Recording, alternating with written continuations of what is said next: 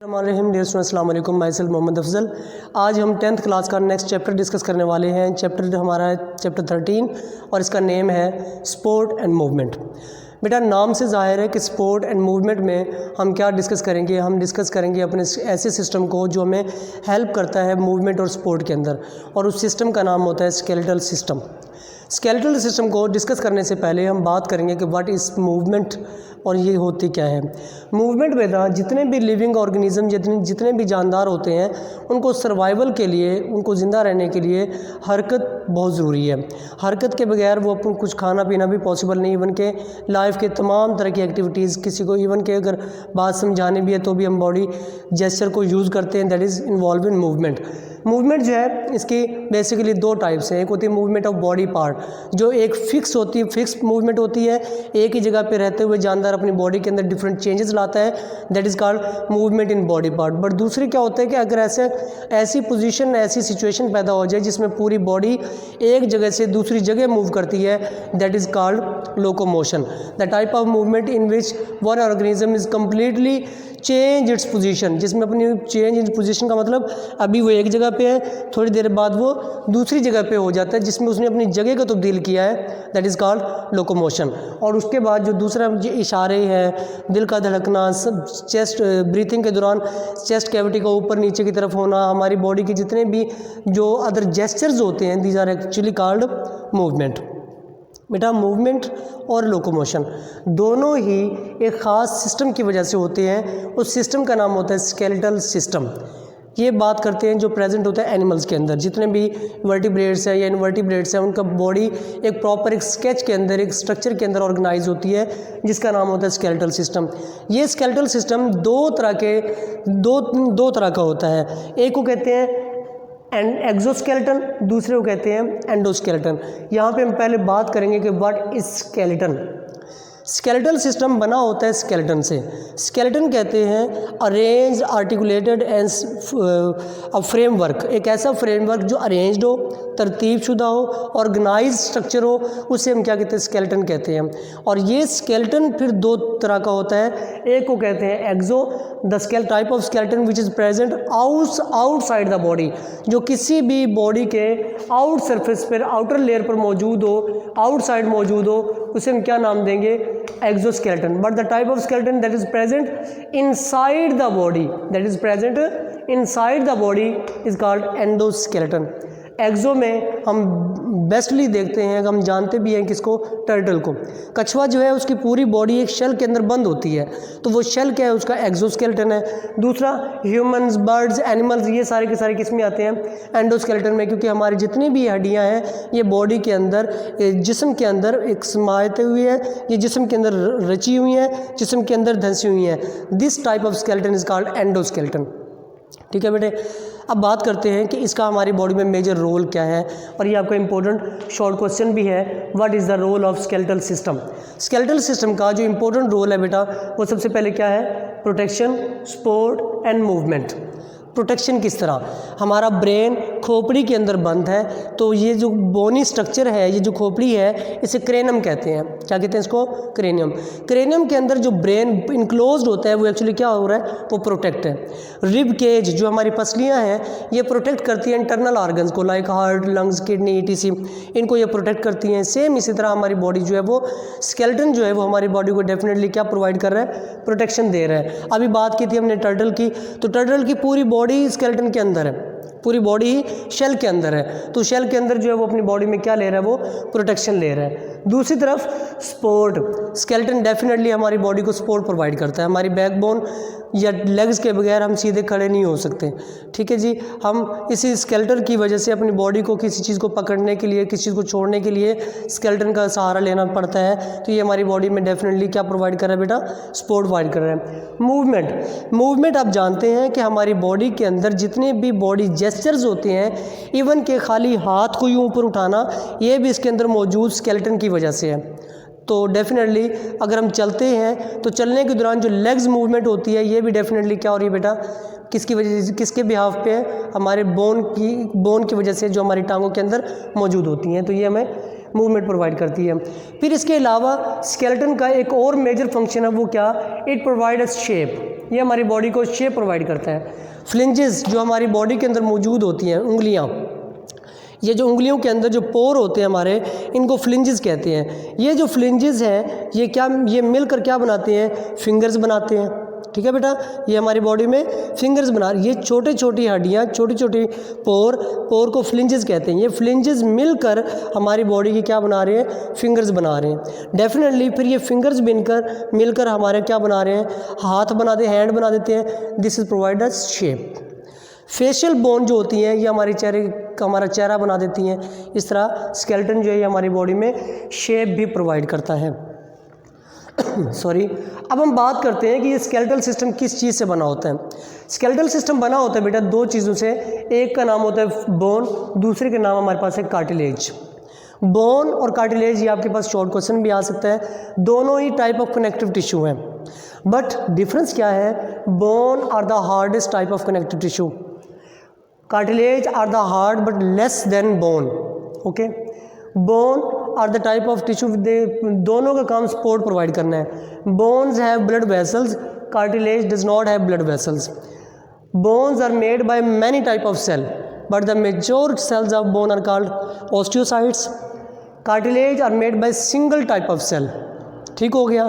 Bones present in large maximum part of the body, cartilage are present on specific part of the body. इस तरह करके इनके अब many more differences बना सकते हैं। अभी हम बात करते हैं नेक्स्ट टॉपिक की, इनको मज़ीद डिटेल में जानने की कोशिश करते हैं। First one is the cartilage. ये आपका इंपॉर्टेंट लॉन्ग क्वेश्चन भी है, डिस्क्राइब अबाउट कार्टिलेज, कि कार्टिलेज के बारे में लिखिए। चलिए स्टार्ट करते हैं। Cartilage are the dense blue white form connective tissue is called cartilage. ये मैंने सर्कल की, दैट इज़ अवर डेफिनेशन कि कार्टिलेज होती क्या है, dense blue white form connective tissue होते हैं। ठीक है, ये हमने पहले भी डिस्कस किया कि ये हार्ड होती हैं, डेंस है, बट लेस देन बोन से ज़्यादा मजबूत नहीं होती, बोन ज़्यादा स्ट्रॉन्ग होती हैं। उसके अलावा इनके जो सेल्स होते हैं वो कहलाते हैं chondrocytes which are present in lacuna. और लैकूना जो है ये प्रेजेंट होता है किसके अंदर, मैट्रिक्स के अंदर। ये सामने डायग्राम मैंने शो किया आपके सामने, इसके अंदर ये जो सारा डॉटेड मटेरियल है this is called matrix, this is called matrix. ये मैट्रिक्स कहलाता है। मैट्रिक्स के अंदर ये पार्ट कहलाएगा लैकूना। ये क्या कहलाएगा, ये लैकूना कहलाएगा। और लैकूना के अंदर ये जो सेल्स मौजूद हैं ये कहलाते हैं बेटा कॉन्ड्रोसाइट्स। ये सेल्स क्या कहलाते हैं, कॉन्ड्रोसाइट्स कहलाते हैं। ठीक हो गया। और इस तरह से आप इसमें फ्लोर मैट्रिक्स, ये लैकूना के अंदर मौजूद होते हैं कॉन्ड्रोसाइट्स, और कॉन्ड्रोसाइट्स और लैकूना दोनों मौजूद होते हैं इस पूरे साइटोप्लाज्मिक मटेरियल कॉल्ड मैट्रिक्स के अंदर फ्लोट कर रहे होते हैं। ठीक है। और इनके अंदर कार्टिलेज के अंदर लचक पाई जाती है, इलास्टिसिटी पाई जाती है, जबकि बोन जो होती है वो इनइलास्टिक होती हैं। कार्टिलेज के अंदर इलास्टिसिटी क्यों होती है, क्योंकि उनके अंदर कोलेजन फाइबर, कोलेजन टिश्यूज़ पाए जाते हैं, कोलेजन फाइबर्स इन मैट्रिक्स के अंदर ये भी पाए जाते हैं, जिसकी वजह से अंदर इलास्टिसिटी पाई जाती है।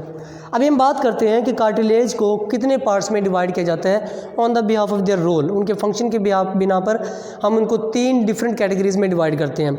Number 1 hyaline cartilage, number 2 elastic cartilage, number 3 fibrous cartilage. बेटा याद रहे, ये आपके पास शॉर्ट क्वेश्चन बन सकता है कि what are name the type of cartilage की टाइप्स के नाम लिखिए, तो आपको उनके तीनों के नाम आने चाहिए।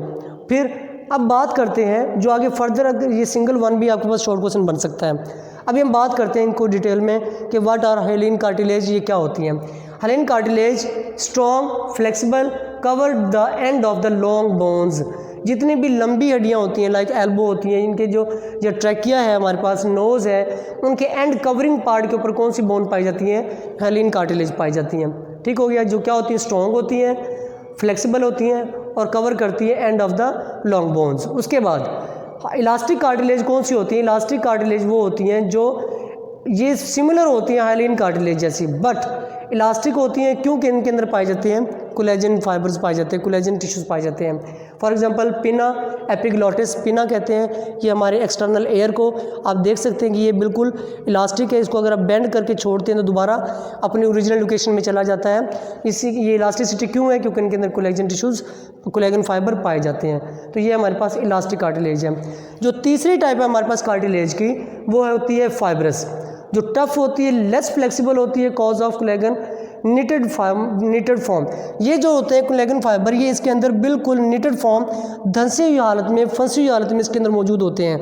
और ये कहाँ पाए जाते हैं? इनवर्टिब्रल डिस्क के अंदर, हमारी बैकबोन के अंदर ये पाए जाते हैं। हमारी जो बैकबोन है उसके अंदर जो लचक पाई जाती है, जो हम बेंड हो जाते हैं सजदा के अंदर, रुकू के अंदर, या जिम्नास्टिक वाले अपनी बॉडी को बिल्कुल रोल अप कर लेते हैं, वो किसकी वजह से? क्योंकि उसके अंदर क्या पाई जाती है? बैकबोन में फाइब्रस कार्टिलेज पाई जाती है। यही वजह है कि हम अपनी बॉडी को बेंड कर सकते हैं।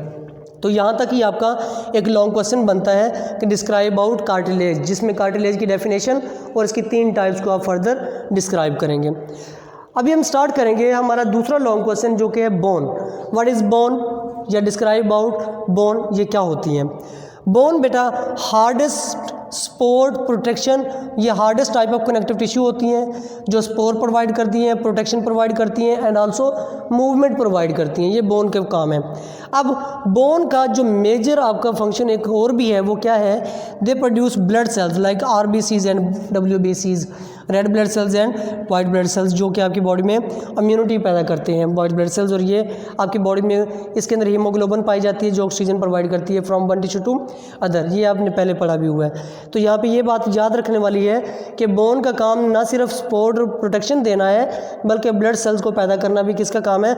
बोन का काम है। और ये आपका इंपॉर्टेंट MCQ भी है। बोन का एक और भी मेजर फंक्शन होता है कि इसके अंदर मिनरल्स को स्टोर किया जाता है। कैल्शियम और फास्फेट के जो मिनरल्स होते हैं वो भी इसमें स्टोर किए जाते हैं। अभी हम बात करेंगे कि बोन की कौन कौन सी टाइप्स हैं। बोन की बेटा 2 तरह की डिफरेंट टाइप्स होती हैं। एक बोन उसको कहते हैं स्पॉन्जी बोन होते हैं, ये पोरस बोन्स होती हैं। जिस तरह ये सामने डायग्राम में शो किया गया आपको कि बोन की ये 2 लेयर है। इसकी जो आउटर लेयर कहलाती है, इस लेयर का नाम होता है कॉम्पैक्ट बोन।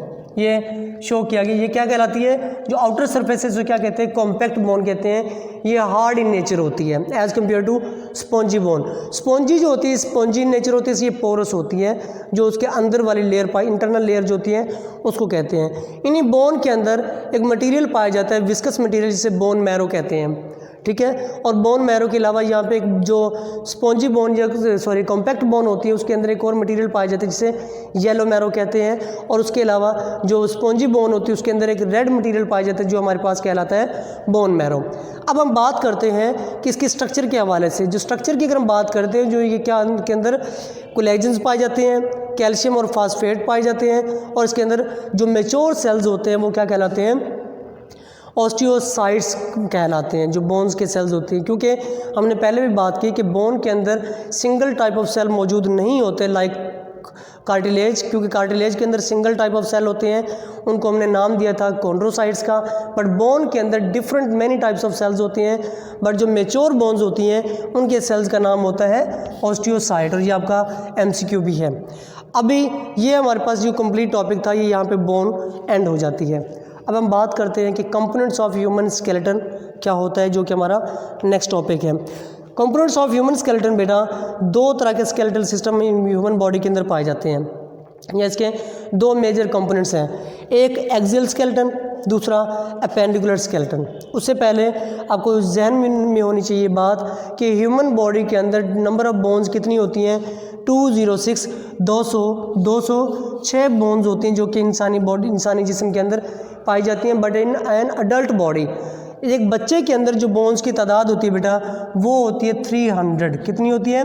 300 बोन्स जो होती हैं एक बच्चे के अंदर पाई जाती हैं। बट एक अडल्ट बॉडी के अंदर कितनी होती हैं? 206 हड्डियाँ होती हैं। बाकी हड्डियाँ जो मसल्स के अंदर या कार्टिलेज के अंदर डिफ्यूज़ हो जाती हैं जैसे जैसे वो with the passage of time बढ़ा होता है।